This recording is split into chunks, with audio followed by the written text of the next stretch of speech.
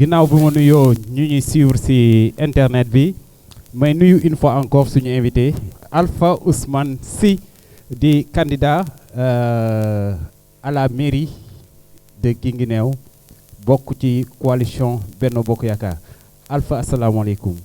aleykum salaam wa rahmatullah Mansour ñu ngi lay nuyu yow tamit. jërëjëf sëñ si Alpha suñu bëggoon a xam Alpha est-ce que yomb na Alpha présenter boppam rapidement. waaw Mansour d'abord di la remercier ci sa invitation bi parce que li ngeen di def am na solo pour askan gi pour leeral li nga xam ne mooy li jëm ci programme candidat yi di nuyu tous les organes de presse yi fi nekk fii Saloum TV foog naa ngi fii Géo TV ngi fii ak ban encore voilà may juum ñu may mere. Saloum TV c'est info. c'est info bien sûr. mais gisuma Géo TV. Chérif Sey gisuma ko fi. Malheureusement il n'est pas encore là, peut-être il va capter les images. d'accord pas de souci léegi man me présenter wu yomb na yombul xam nga c'est jamais facile de parler de soi-même. Oui. mais doomu Guinguinéo la doomu Sénégal la doomu Afrique la. loolu mooy je pense si on parle d'origine sama ñetti origine yoo xam ne moo gën a caractéristique di samay waajur maa ngi leen di sant di leen gërëm di ñaanal sama waajur bu jigéen bi nga xam ne génn na àdduna ñetti at a ngi nii di nuyu sama mbokk yi nekk fii Guinguinéo di nuyu waa Guinguinéo yi yëpp kilifa diine kilifa aada Alpha Sy économiste économètre en fait avec une spécialisation en finance internationale di chef d'entreprise kuréel bi nga xam ne moom laa jiite mu gën a fës mooy Sy Investment qui est une société familiale ñu yëngatu ci wàllu koom-koom mooy maanaam structuration financière loolu nag moo ñuy jural tamit investissement yoo xam ne dañ koy investir ci ay sociétés différentes sociétés nag tey ñi ngi ci wàllu logistique ñi ngi ci wàllu pétrole ak gaz ñi ngi tamit ci agriculture agro-industrie plutôt ma nag du lu bëri nekk lu bëri ndax samay waajur dañu nekkoon ay diplomate ma dundee ko ay dëkk yu bëri xëy na bi gën a fës fii ci Guinguinéo Éthiopie la ndax ñu may wooyee Alpha Addis li tax ñu may wooyee Alpha Addis dafa fekk ñun suñu kër samay doomu maam yi ñoom ñëpp ku ci am doom bu góor bu dul taaw bi ki ci topp ci taaw bi da nga koy tuddee Alpha donc boo dëggee kër foo gis rek Alpha Sy dañuy dem pour les distinguer nag ñu ne kii Alpha Addis kii Alpha Thiès kenn kii Alpha Rick keneen kii Alpha Koussi. Alpha je vais pas faire la publicité pour les autres Alpha dégg nga. mais c'est gratuit. voilà père de famille. macha allah alhamdulilah tamit bëgg a Guinguinéo nekk conseiller municipal u Guinguinéo jiite mouvement Siggil Guinguinéo tey nag ñu nekk aussi candidat coalition Benno Bokk Yaakaar mais nuyu tous mes alliés de la coalition Benno Bokk Yaakaar fàttewuñu ci kenn di nuyu tamit di beral loxo nag sama nitu waa Siggil Guinguinéo yi nga xam ne ñu ngi fii sama gannaaw di ay jàmbaar faq tëdd di nuyu waa jàppal ma jàpp parce que maay président d'honneur aussi jàppal ma jàpp xëy na dinañ ci ñëwaat di yëngatu ci wàllu action sociale. Je crois qu'en résumé c'est un peu ça. Oui, un peu excessif quand même. Monsieur Sy laaj bu njëkk bi mooy lan moo la motiver nga dugg ci politique. gis nga Mansour au départ disons que je n'étais pas prédestiné à entrer dans la politique amul woon dara loo xam ne gisoon naa ko ci wàllu politique loo xam ne waroon na ma xëcc ma ñëw tey nekk seen candidat fii à la mairie de Guinguinéo lu dul expérience bu ma am peut-être ci yeneen réew ci wàllu politique mais boobu du fekk dama doon jàppale ay nit yoo xam ne dama gëmoon seen vision benn dëkk muy Ghana ma nekkoon ci jàppale dem si Yàlla président Atta Mills ba mu falu ay doomu Guinguinéo nag dugal ci seen loxo am na ci ay seede yàlla def mu gaañu en tant que chef d'État en exercice ma ne léegi damay ñibbi si Sénégal àggali def sama liggéey parce que nit ku nekk tamit sa dëkk foofu nga war a gën a xam, foofu nga war a sa cosaan, foofu nga war a nee nañu teranga boo ko amulee sa dëkk rek dafa mel ne amoo teranga. Man damay wax ne Guinguinéo nattu la ci man parce que ni ma bëggee Guinguinéo moo ma jaral li nekk. du ma jël ci yenn détails peut-être plus personnel, mais man dama gëm ne man maa amal njukkal Guinguinéo. Guinguinéo ameluñu ma dara, man maa leen amel parce que Guinguinéo moo ma permettre ma xam sama racine, xam fi ma jóge ba nga xam ne boo xam ne diaspora nga nekkoon bitim réew boo xamul foo jóge rek da ngay mel ne xob ngelaw bu ñëw rek ëff la mun nga dem n'importe quelle direction. man nag sama racines yi fii la Guinguinéo, xam ngeen ko, xam ngeen sama kër, xam ngeen samay bàjjen, xam ngeen samay maam. ñi ñaanal tamit sama maam bu jigéen bi nga xam ne wàññeeku na yàggul. yal na ko yàlla xaare àjjana bi gën a kawe parce que moo doon sama lépp. Donc politique bi c'est une politique par rapport au développement.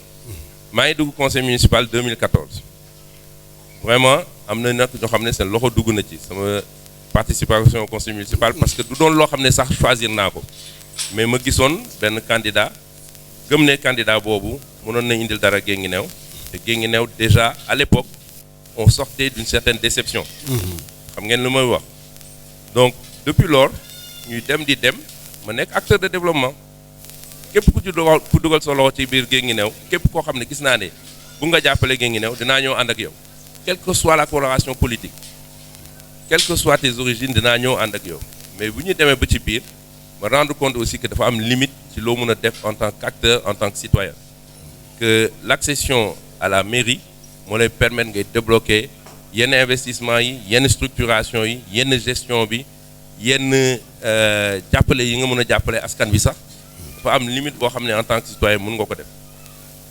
toog ci siège maire bi nag moo lay ouvrir yeneen perspective pas pour man dama koy préciser xam naa dinañ ci ñëwaat ci waxtaan gi tey mais pour mu gën a mun a avancer loo dëkk bi pour gën a mun a jàppale askanu Guinguinéo. D'accord pour avancer Guinguinéo moom moo la tax dugg ci politique mais monsieur Sy ba ñuy xam monsieur Sy dafa ñëw ak benn mouvement am ñu xam ko bu baax. ñëpp ràññee ko ci boobu moo ngi tamit teewul woon moo ngi jàppale Guinguinéo ci fa mu toll. te ñu jëm nag ci élection locale tamit aayewuñ mouvement mu présenté wu ci. léegi lu ñu bëgg a xam foofu lan moo tax nga privilégier le champ politique que mouvement bi porter sa candidature. waaw ça c'est une très bonne question Mansour ma lay féliciter et di la féliciter nag d'une manière générale pour émission yi ngeen di def parce que suivre naa leen ngeen jotagum def ak candidats yi. merci di nuyaale candidat yi fi nekk yëpp di xëccoo ci mairie bi di wax di profiter nag di lancer un appel encore une fois. un appel à l'apaisement. non dinañ ci ñëw. dinañ ci ñëw de ah. ma bañ a jiitu sa kii de pas pour ça dinañ ci ñëw donc léegi ci li ñu jëm ci mouvement bi. xam nga wax naa la ko maa ngi woon ci conseil municipal bi am fu ma bokkoon. affirmatif bi ñu demee ba ci biir ma gis ne lu bëri lu ñu ma doon sollicité ci wàllu social la woon ma teg kuréel bu ñu woowee jàppal ma jàpp sax man président d'honneur laa ci rek mais amuñ ci benn pouvoir de décision en réalité dañu tël ay nit yoo xam ne ils sont complètement apolitiques dugal leen foofu te nit ñi xëy na xam nañ ko wala xamuñu ko lu bëri loo xam ne jot nañ ko fi def fii Guinguinéo ci jàppal ma jàpp la jaaree donc on peut ça n'a même pas une connotation politique. les réalisations yu ñu nga xam ne tey nit ñi ñu ngi ma koy gisee di ko gisee sama équipe bi dañ ko def sous le couvert vraiment du développement mais nag tamit nit ki boo buggee nekk sa gox da ngay am benn organisation boo xam ne yéen yaa leen di ànd yéen yaa leen di teg seen ay structure comme suñu cellules yi may nuyu cellule Siggil Guinguinéo yi fi nekk yëpp su ma juumul coordinateur des cellules mi ngi fi mais on a 36 ou 37 cellules 40 voilà gis ngeen moom raw na ma sax fu mu nekk nii 40 cellules la ñu am réparties sur 7 quartiers xam nga loolu dafa laaj liggéey bu bëri laaj organisation laaj xalaat laaj gis-gis Siggil Guinguinéo boobu nag moom la ñu téye 2019 fekk ma wax naa la boobu sama yaay ngi génn àdduna sax à la dernière minute boo fàttale ko la ñu ñëw dugg ñun ci élection présidentielle yi jàpp ànd ak nag coalition Benno Bokk Yaakaar parce que nit da ngay am constance ci li ngay def tey doo càpp fii fële nga suba nga càpp fële 2019 ñëw ñu ànd ak Benno Bokk Yaakaar parce que ci sama gis-gis président Macky Sall dafa am loo xam ne tàmbali woon na ko ñu war ko joxaat mandat mu mun ko àggali te Guinguinéo am ci wàllam et je vais arriver à mon raisonnement 2019 xam nga 2019 si tu te souviens fin d'année bi la ñu waroon def élection locale yi fin 2019 la woon donc boobu laa annoncé man déjà ci présidentielle yi que man bu ñu jógee ci présidentielle yi j'allais être candidat à la mairie de Guinguinéo les vidéos sont là c'est sur YouTube boobu nag waxu moon ban coloration politique lay doon mais j'avais mon mouvement Siggil Guinguinéo mais ku mën a raisonner ku mën a xalaat di nga xalaat de ku jàppale président jàppale ko dans le cadre de son élection présidentielle dans sa coalition il y a peut-être des tendances mu mun jàppale président mu mun dem sous la bannière de Benno mais je laissais les kii ouverts parce que Guinguinéo moo ma ñor Mansour man su ma soxla woon tey dugg APR ut poste ministre wala faire du lobby pour am dara mun naa ko def fi ma toll foofu wax naa la maa ngi liggéey ci wàllu logistique am na loo xam ne lu ñu ma dénk tey ci wàllu logistique pétrolière gazière néew na ñi nekk Sénégal ñoo xam ne mun nañ ko liggéey donc loolu munoon naa ko def mais Guinguinéo moo ma ñor mouvement bi Siggil Guinguinéo la ma ànd ci nag ànd bu rafet ak samay nawle yi nga xam ne Guinguinéo la ñu gëm ñu ànd ci nag 2019 defuñu présidentielles yi pour des raisons liées au calendrier électoral ñu dem ñu waroon ko def 2020 mbas bi ñëw 2021 2022 élections yi ñëw bi ñu xoolee nag ci wàllu élections yi ñu xam ne Guinguinéo entre 2019 ak 2022 sax yi fi jaar bëri na Guinguinéo gën a dugg ci kàmb gi ñëpp loolu du le constat sur Guinguinéo je pense que on n'a pas besoin de trop épiloguer là-dessus on sait que notre commune est en retard dégg nga ñu war a nag ànd pour jéem a xool nu mu gën a gaawee nga ñëw faj li nga xam ne moo nekk fii Guinguinéo nit ki nag bu amee urgence nga war ko faj mu feebar nga war ko réanimer doo nekk foofu di xalaat ndax man est-ce que war naa jël ustensile bi est-ce que war naa woo beneen médecin wala yooyu tu fais dans l'urgence l'urgence c'est que il fallait aller avec le parti présidentiel ma am ci nag dama leen koy leeral une histoire avec le président Macky une histoire un peu personnelle d'ailleurs parce que président dama tàmm di ko gis ci ay conférences bitim réew naan ko président Guinguinéo mu ne ma Alpha Sy sonal nga ma Guinguinéo man bi may defar Fatick topp ma président Ablaye Wade naan ko président kaay xool Fatick parce que Fatick sonn nañu wala Fatick soxla nañu infrastructure soxla nañu tali soxla nañu électricité dama dem nekk maire Fatick jël programme Fatick liggéey ceeg président ñu defar Fatick dégg nga donc ça te donne li tax ma ne tamit je vais avec la coalition Benno Bokk Yaakaar président nag mais féliciter di remercier au passage di vraiment delloo njukkal les responsables de l'APR qui sont là président dafi am ay responsable yu mot responsable sëkk yoo xam ne c'est mu ndaw Amadou Sow ak bu ma cité rek dinaa juum Maymouna Sow Ndeye Souka ñoom ñëpp ay responsable APR lañu terewul président jël man en tant que président du mouvement Siggil Guinguinéo ne ma yow laa bëgg nga jiite coalition Benno Bokk Yaakaar donc loolu mooy wane tamit président xam na li ñu def wóolu nañu ñu ànd ci nag ñoom ñëpp kenn waxu ci dara à part quelques petites exceptions xam ngeen ko ñu ànd ci nag ànd bu rafet léegi di liggéey te gëm naa ne incha allah le 23 janvier dinañu gis ne liggéey bi mooy terme bi on arrive on gagne la mairie de Guinguinéo incha allah.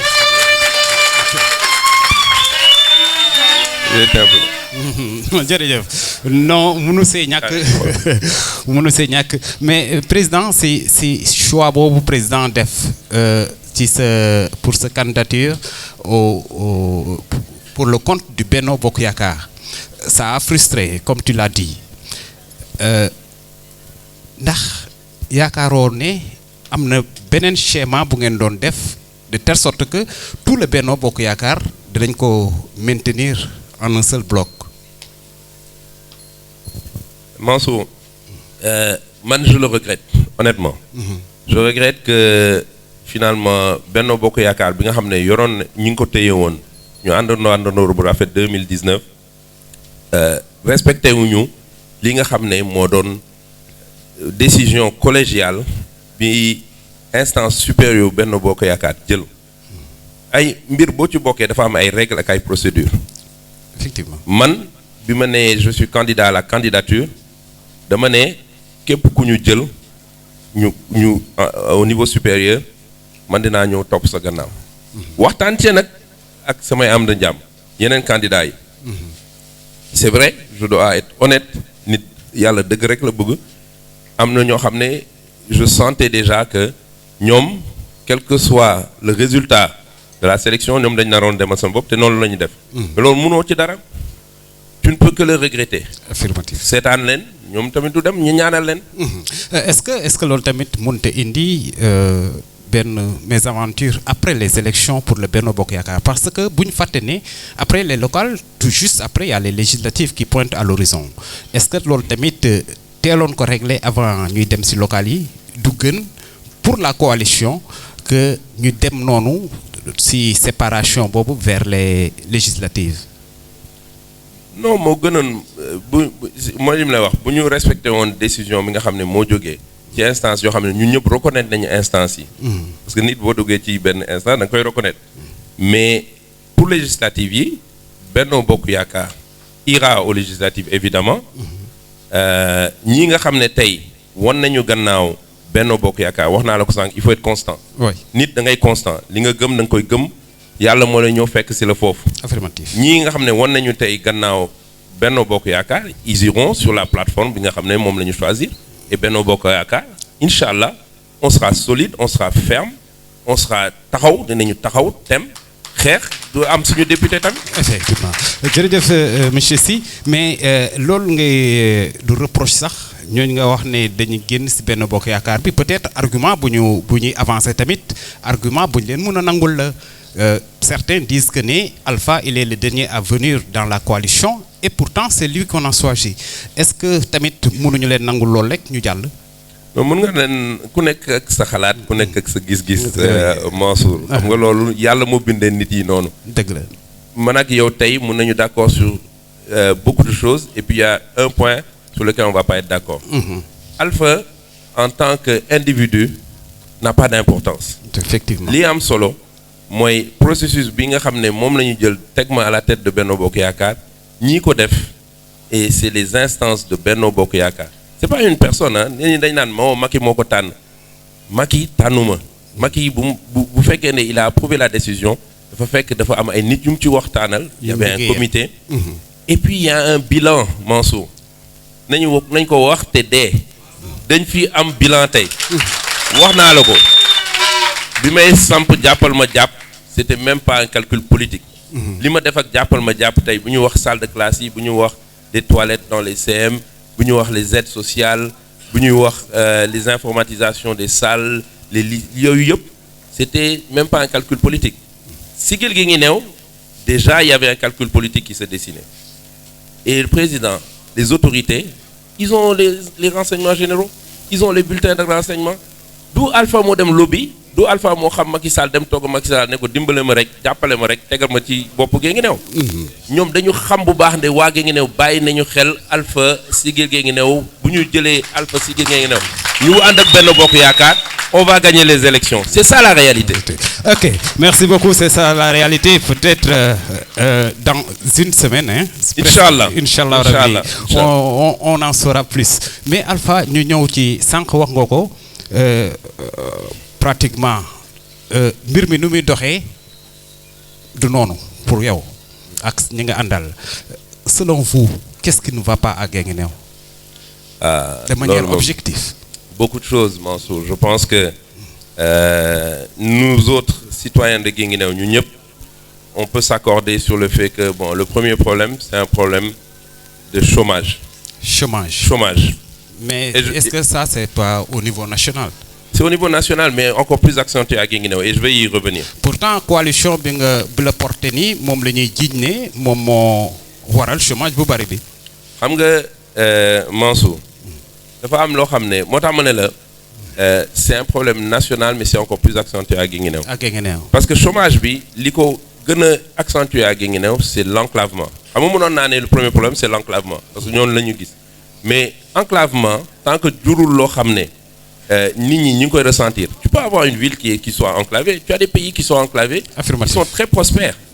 Parce que dañu am vision dañu am gis-gis nit ki sa faiblesse da nga ko war a tourner mu nekk une force. loolu la ñu war a xalaat. Guinguinéo nag on avait le ferroviaire. Quand le ferroviaire s'est arrêté ñun ñëpp ñu toog. Et je dis responsabilité collégiale.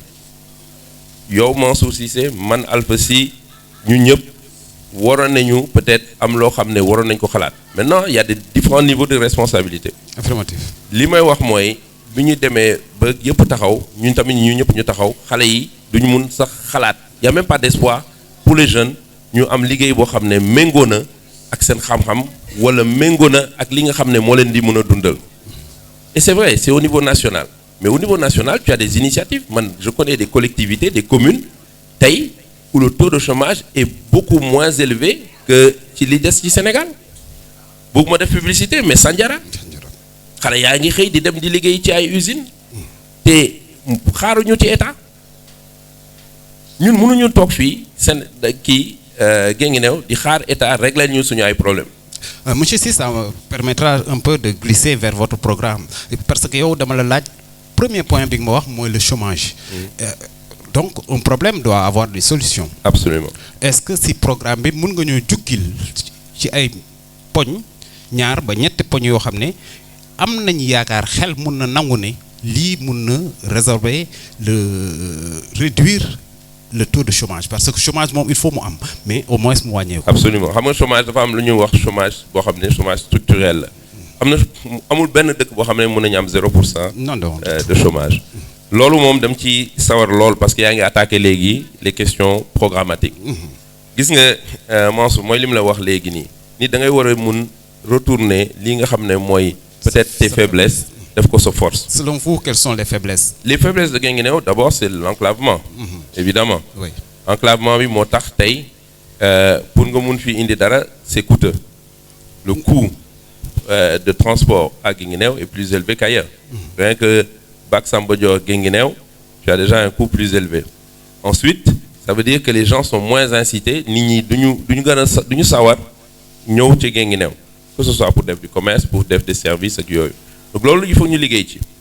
Donc dans nos programmes évidemment il y a et je pense que loolu moom ñu ñëpp nangu nañ ko tous les candidats le désenclavement de Guinguinéo.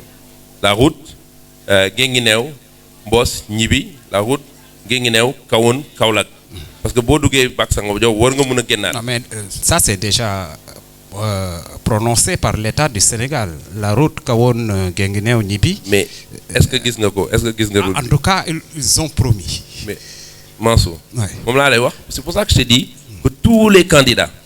Je pense j'espère pour eux en tout cas. Se sont prononcés sur cette route-là mais lii am solo dans le gouvernement dans le Sénégal dans lequel ñun ñu ngi dund Sénégal bi nga xam ne ñu ngi fii tey. mooy nit doomu askan yi doomu gox gi dañu war a xeex pour leurs droits. Cette route-là même si elle est prononcée. tant que demoo xeex ko ak AGEROUTE. xeex ko ak waa PDC.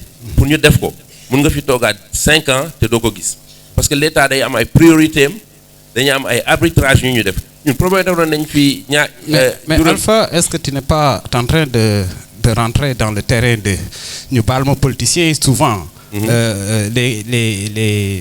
Ceux qui détiennent les collectivités locales souvent ils ont tendance à dire que oui ça maa ko def ça maa ko def ça maa ko def alors que c'est l'État parce que tamit nit ñi je crois que ne lu mairie mën ak lu mairie mënut ku nekk xam nga ko donc est-ce que mënuñoo créer suñuy propre projet yoo xam ne c'est au niveau local teg ko ci kanamu nit ñi ne lii maa ko fi def gënul ñu dem jëli un projet de l'État boo xam ne envergure bi peut-être dépassé na la collectivité ñu koy def ci suñu bilan. Absolument Mansour li mu lay wax c'est pas en contradiction xam nga moo tax ma ne la déjà ñun on est avec le parti au pouvoir il faut le dire c'est aussi le calcul que je fais moi aujourd'hui travailler avec le parti au pouvoir te permet d'avoir accès à plus de facilité maintenant am na yoo xam ne tali moom état moo koy defar maire mënul defar état mënul defar tali pardon du tout ñun fii dañuy jéem a kii rek dañuy jéem a yàq suñu xel rek ne maire wee defar tali beeg yooyu c'est l'État qui fait les routes quand je te dis les routes Guinguinéo Kahone Kaolack c'est l'État qui doit le faire mais État da nga koy war a topp tamit boo nga xam ne nga jot ci li nga xam ne yow yaa ko moom bu ñu la approuver un programme da nga ci war a jot bëri na ay programme fii ñun yu ñu am fii Guinguinéo yoo xam ne topp ñu ko assez pour que État jox ñu ko. Très bien xam nga bi mu lay wax. président Macky dafa ma ne demal nga jël mairie Guinguinéo nga ñëw ñu liggéeyandoo président il représente l'État donc ça te permet de pouvoir dérouler un programme de présenter un programme d'abord. présenter un programme boo xam ne taxaw na méngoo nag xalaat méngoo nag vision et de le dérouler avec l'accompagnement de l'État maintenant ma ñëwaat rek. ci sa question justement ci sa question wu comment est-ce qu'on va aider à résorber le chômage ou à diminuer le chômage. La première chose, c'est de faire une évaluation. Nous évaluer. Est-ce que fii évaluer ñu Guinguinéo quel est le taux réel de chômage? Quels sont les emplois précaires? liggéey yi nga xam ne ëllëg waa ji bu amee accident wala bu amee problème dootul mënati am liggéey dootul mënati am salaire. Évaluer wuñu ko donc on va faire benn bi mooy évaluation. bu ñu defee évaluation ba pare ñu xool quels sont les gens qu'on peut former. liggéey balaa nga koy mën a def dañ lay former. tàggat la.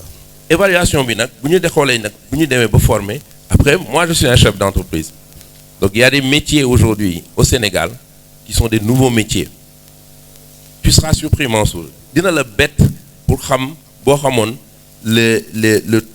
dans les prochaines années ñaata nit la ñu prévoir recruter dans le domaine du pétrole et du gaz xam naa nag bu mu ko waxee ñu ne démagogie la yooyu gis nga tey dama am sa benn partenaire bu ñëw rek bëggu waxtaan ak askan gi parce que dafa gars yi encore une fois dañuy yàq xel bi mu ñëwee waxtaan ak nit ñi ne leen lii ak lii moo xew ci pétrole et gaz waa ji moom il a déjà recruté plus de 180 Sénégalais ñu ciy liggéey en 2023 ñun dinañu am suñu premier baril de pétrole 3000 personnes ñooy jógee yeneen réew pour ñëw liggéey fii Sénégal waxuma la liggéey nag di forêt wala ay ingénieur ak yooyu de mais di liggéey soudeur di liggéey maçon di liggéey électricien ñu leen di fay xaalis bu bëri te ñun doomu Sénégal yi mun nañ ko def tey man tey ci sama liggéey bu bopp tey j'ai besoin de certains profils yoo xam ne tey bu ma duggee ci kii bi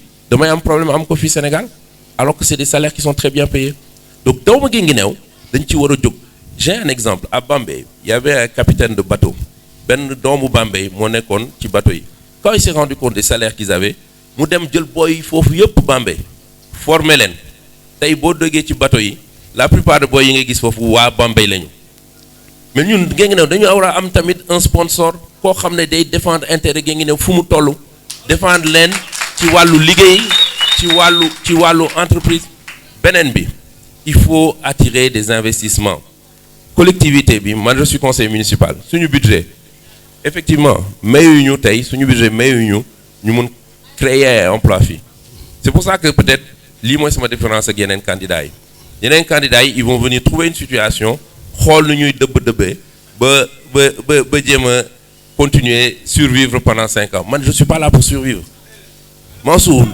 sama dund bi yëpp dunduma ko pour survivre te bugguma doomu Guinguinéo yi ñuy continuer de survivre. D'accord mais monsieur Sy si on revient un peu en arrière jusqu'à présent man bon li ngay wax yëpp sont des réalités qui sont là. mais waxagoo ma tali boobu nga jëkk de enclavement boobu nga wax ne moom mooy suñ facteur boo xam ne moo ñu gën a bloqué. waxagoo boobu enclavement nan la mën a su fexee ba désenclavement bi am. parce que tamit désenclavement dafa war a am lu mu àndal. Absolument. Il y a des politiques communales yoo xam ne moom la ñu war a mën a teg pour que désenclavement boobu mën a profiter aux populations et plus particulièrement aux jeunes. man foofu laa lay xaar. Mansour, tu es un économiste du développement. Non, économiste mais la réponse est dans ta question. Justement, mais je voudrais que moi je ne suis pas l'homme politique. je suis là pour aider les populations à comprendre la vision. Absolument. Du candidat. Gis nga désenclavement boobu Mansour moo ñu sonal parce que li doon désenclavé Guinguinéo c'est le train, c'est le ferroviaire. Wax naa la ko le coût d'acheminement des marchandises ici à Guinguinéo est plus élevé qu'à Fass à côté parce que Fass est sur la route. Camion bu war a ñëw kii marchandise bi kii donc le plus simple déjà basique terre à terre c'est que da ngay wàññi coût circulation bi boo waree dem Kaolack boo waree dem pour génn donc loolu xam nga nag boobu mooy sama deuxième partie projet bi nag mooy attirer des investisseurs ici